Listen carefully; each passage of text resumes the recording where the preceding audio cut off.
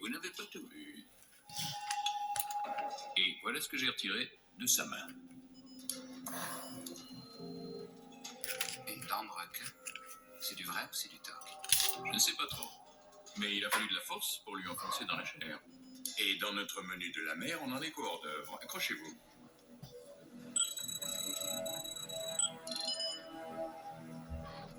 Une petite partie de pêche.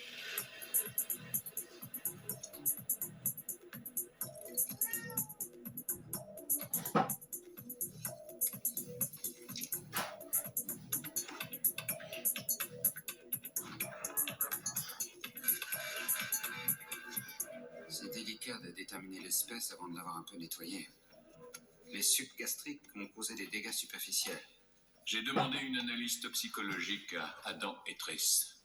Le poisson a sans doute été ingéré moins de 45 minutes avant la mort de ce garçon. Les poissons ont été gobés vivants, mais ils ne le sont pas restés fort longtemps. Lui non plus d'ailleurs.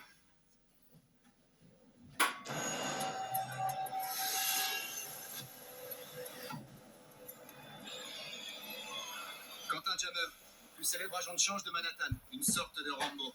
$1 demi-milliard en avoirs et avantages en nature de toutes sortes. Si on n'aime pas parier sur le foot, il va vous brancher sur le porc, le café ou les céréales. Comment est-ce qu'on peut parier sur les céréales? Moi, ce que je ne dépense pas, je le mets en banque. Pourquoi un enfant gâté se balancerait par les fenêtres? Le marché battait de l'aile? Le cyclone Katrina, le terrorisme, la menace nucléaire, la grippe aviaire. La bourse est un métier à risque. Il y a des tas de raisons pour voir les marchés s'écrouler. Allez, on embarque tous les ordinateurs du bureau. Ça me donnera une idée de ce qu'a pu être sa journée.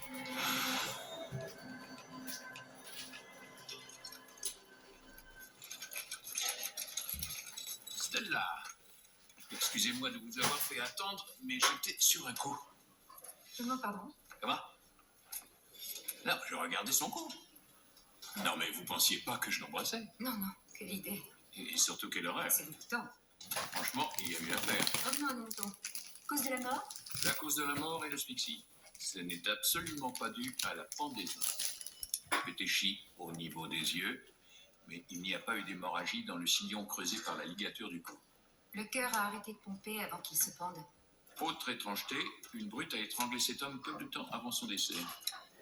L'étrangleur avait quelque chose de crayeux sous les ongles et on distingue une empreinte de pouce. J'ai repéré un truc vert dans sa gorge. Faut vraiment que je vois ça? Oh, trop comme vous, ne reculez pas devant si peu. Attendez, on peut prendre ma pince. Comme ça, oui, c'est parfait.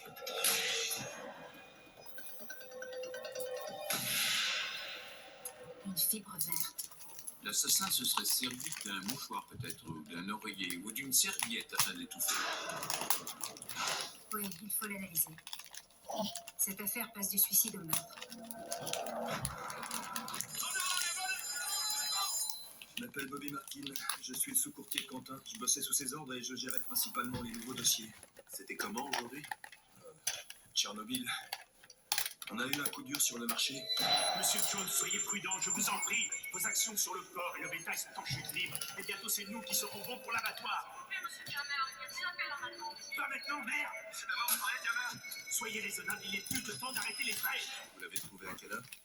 Peu de temps après la fermeture des cours. Ça devrait te remonter le moral. Il va y avoir une sécheresse au Brésil. Oh mon Dieu, Quentin!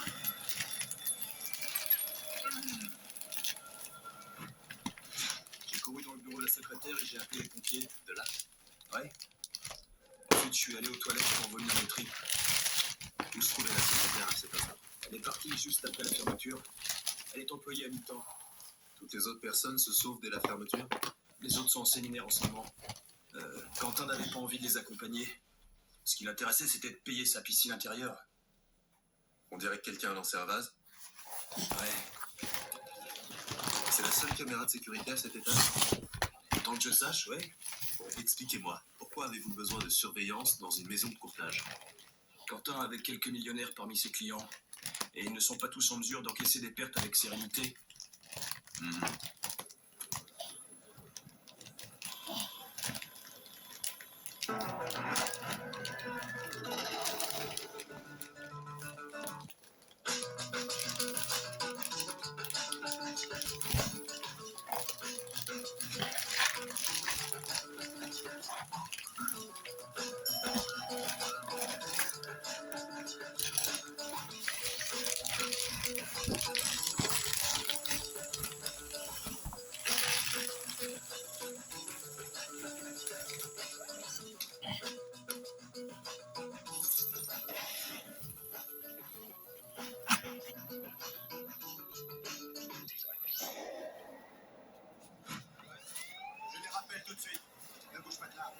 surtout ses accrocs. Coucou mes petits loups, j'espère que vous allez bien aujourd'hui. Alors tout d'abord, avant de commencer quoi que ce soit, ne regardez pas cette tâche. Ouais, encore une fois, j'ai fait une tâche juste avant de faire ma vidéo. Bounty, tu dégages de là, merci. Mais c'est de l'eau, c'est pas grave. C'est vraiment pas grave du tout. Je sens que Bounty va me casser les pieds. On se retrouve aujourd'hui pour un unboxing et pas n'importe quel. Moi, je l'attends tous les mois avec grande impatience. C'est le unboxing de la cube. Je te promets, je l'ai réussi il y a un moment. Je vais déballer le plastique à l'instant. Mais crois-moi que je vous attendais pour déballer ça. En plus, regarde la cube majuscule. Elle déborde. Elle est toute bossée. Tellement le livre a l'air d'être gros. Donc écoute, si tu veux bien, on va commencer par celle-ci dès maintenant. Alors, oh là là. Ah oui. Ah oui. Nous avons été fortement gâtés ce mois-ci. Alors, on va commencer par les goodies. Voici. J'ai un petit carnet comme ça où il y a écrit en doré avec un bordure dorée comme ça des deux côtés. Et là, il y a écrit s'évader.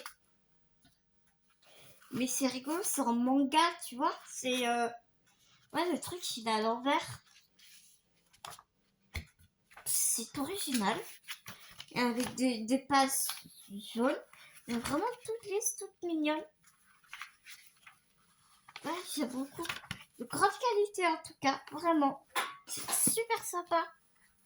Ensuite, on a un extrait du livre, un nouveau livre qui vient de sortir, ou qui va sortir, je suppose. Un bon extrait hein, quand même. Tu vois l'épaisseur. C'est de Richard Powers, Sidération, exclusivement réalisé pour la cube. Il y a pas mal de chapitres à l'intérieur. Hein. Donc écoute, on va voir de quoi ça parle. Depuis la mort de sa femme, Théo Byrne, un astrobiologiste, élève seul Robin, leur enfant de 9 ans. Attachant et sensible, le jeune garçon est aussi sujet à des crises de rage. Pour l'apaiser, Théo l'emmène camper dans la nature ou visiter le cosmos en imagination. Mais quand Robin est exclu de l'école, son père est contraint de le faire soigner. Au mal-être et à sa singularité de l'enfant, les médecins ne répondent que par la médication. Refusant cette option, Théo se retourne vers une thérapie expérimentale par le biais de l'intelligence artificielle. Robin va s'entraîner à contrôler ses émotions grâce à des enregistrements du cerveau de sa mère. Après quelques séances, les résultats sont stupéfiants. Écoute, à voir. Pour voir. Sélection 2023 du prix des libraires 10-18. Ok. Les premières pages du roman dévoilé au cubeur. Écoute. Et c'est traduit de l'anglais aux États-Unis par Serge Chauvin. À voir. À voir, à voir, à voir. À voir. Je vais lire déjà ce petit bout-là. Et puis, si ça me plaît, pourquoi pas m'intéresser un peu de plus près sur le livre. Ensuite, on a eu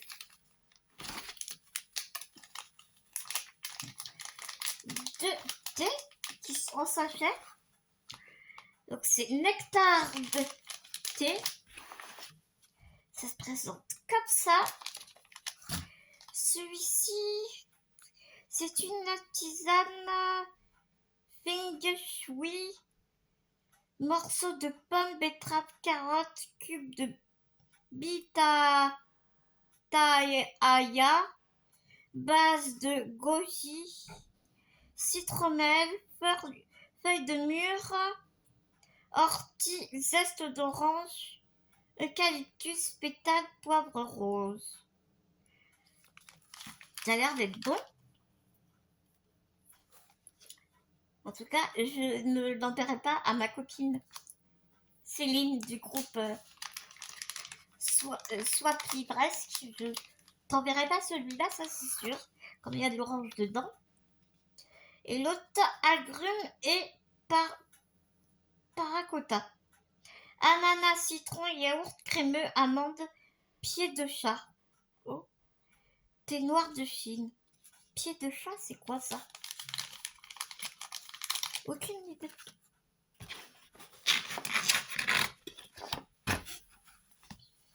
Ensuite, nous avons un joli marque-page avec le petit mot du libraire qui m'a envoyé ce livre.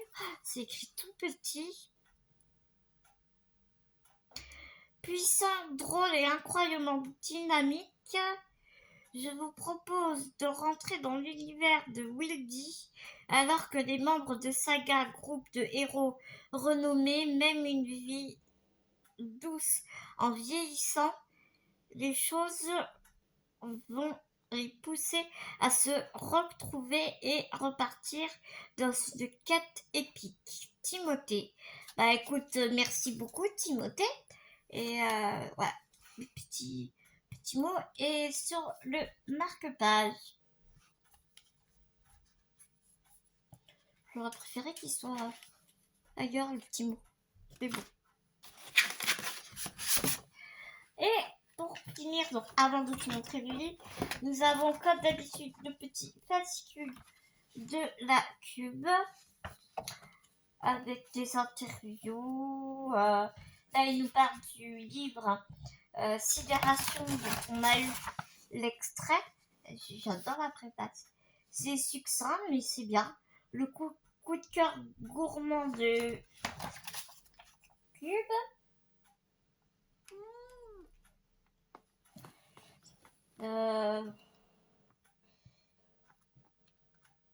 Et il y a une nouvelle libraire qui est arrivée dans l'équipe Cube, libraire spécialisée en jeunesse et young adulte. Ça c'est cool. Bienvenue à Layla. Donc voilà. À potasser après ma vidéo. En tout cas, j'aime beaucoup l'édito.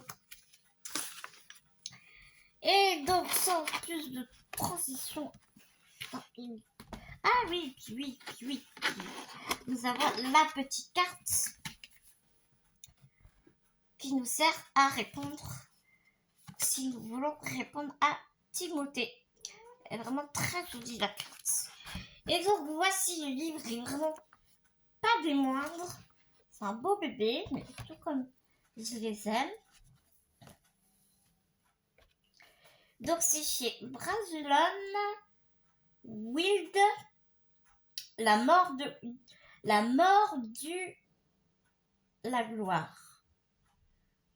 ou la gloire, pas du la mort ou la gloire. Je ne comprenais pas ce que j'étais en train de dire. Alors, Clay Cooper et son groupe étaient jadis les meilleurs des meilleurs, la bande de mercenaires la plus crainte et la plus renommée de ce côté-ci du cœur du Wild. De véritables stars adulées de leurs fans, mais ils sont loin leur jour de...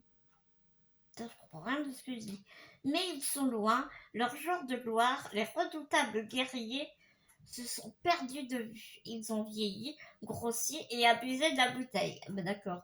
Pas forcément dans cet ordre d'ailleurs.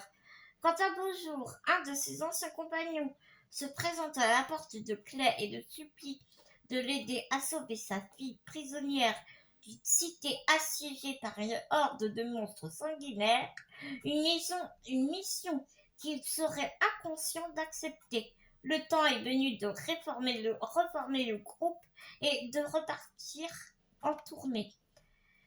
Donc ce livre a eu le prix David Gémet 2018 du meilleur premier roman, prix Fantasy Faction 2017 du meilleur roman de fantasy, prix Reddit Fantasy 2017 du meilleur premier roman. Ouais, il a été élu premier roman à 2 années consécutives. Donc après, t'as plein de gens qui te disent comment ils ont trouvé le livre. En tout cas, c'est assez aéré, je trouve. C'est pas écrit petit. C'est quand même un beau bébé de... Sans compter les remerciements de 570 pages. Donc, oh, ça sent bon le livre, j'adore. Les chapitres sont pas très grands, donc ça va se lire vite. On a une jolie carte. Le livre est pas très souple, donc ça va être facile de faire attention de pas le casser. Mais ouais, il me tarde. Donc voici pour cette première box. Donc ici nous avions la box majuscule. Bah, merci infiniment à Timothée. Et donc la deuxième box. Donc la box majuscule, excuse-moi hein, si tu n'avais pas précisé, c'est nous avons des livres grand format et brochés. Dans la cube originale, souvent nous avons un peu plus de goodies, mais c'est un livre de poche. Voilà. Donc, ça se présente comme ceci. Donc, on va passer vite à les goodies qui sont un peu les mêmes. Nous avons un extrait, voilà. Un petit carnet. Les deux thés de tout à l'heure qui sont identiques. Une petite madeleine au chocolat. Très bien.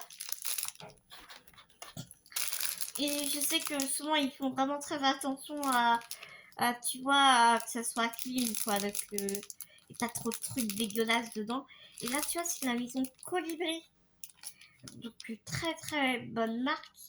Et je sais qu'ils font super attention à ça. La petite carte. Le petit fascicule. Le petit marque-page. Alors, parce que les deux livres, je sais que c'est Timothée. Alors, qu'est-ce que nous dit Timothée? Politique, révolutionnaire auprès. C'est tellement petit. Politique révolutionnaire ancrée dans un monde qui se situe après la révolution industrielle. Oh, intéressant. Gabory nous offre une plongée dans les méandres des quêtes du pouvoir, le tout en nous mettant aux côtés de Louise Keshelev,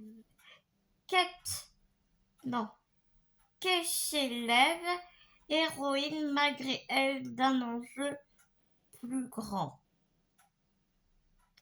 D'accord. Je suis désolée, c'est vraiment compliqué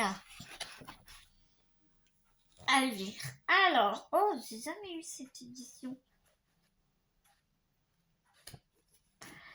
Ici, nous avons dans les éditions Hélios de Mathieu Gabory, Bohème. C'est un beau bébé aussi. Je ne sais pas par contre si c'est une saga ou si c'est un one-shot. Ça m'a l'air d'être un peu de la piraterie steampunk. En tout cas, moi quand je vois la couverture, la première de couverture, c'est ce que ça m'inspire en tout cas.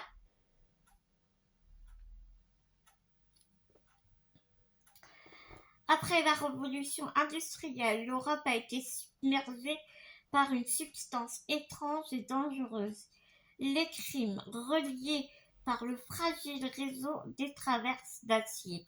Seules quelques cités gouvernées par l'aristocratie capitaliste émergeant dans cette mer corrosive. Mais sous le joug de la propagande, la révolte gronde. Quand un dirigeable porteur d'une précieuse cargaison clandestine s'échoue dans l'écrime, c'est Louise Keshlev, clandestine s'échoue.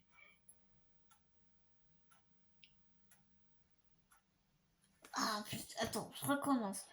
Quand un dirigeable porteuse d'une précieuse cargaison clandestine s'échoue dans l'écrime, c'est Louise Keshlev, avocate duelliste et fille de révolutionnaires pragois, qui est chargée de récupérer la cargaison. Pour elle, c'est le début d'un voyage sans retour aux confins des traverses, où se murmure le nom d'une cité perdue bohème.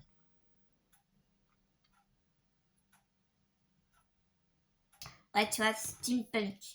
Parce que ils disent, après ce diptyque paru il y a quelques années, Mathieu Gabarri, après son cycle majeur des crépusculaires, fonde le genre steampunk français en y mettant tout son talent d'imagination et son style brillant. Un roman tout de bruit de fureur, Mathieu Gabarri a inventé tout simplement le steampunk à la française, racé, baroque et séduisant. C'est le monde des livres qui nous dit ça. Et ben voilà mes petits loups, j'ai vraiment hâte que tu me dises ce que tu penses de ces deux box. Mais moi en tout cas, je trouve que nous avons été fort gâtés.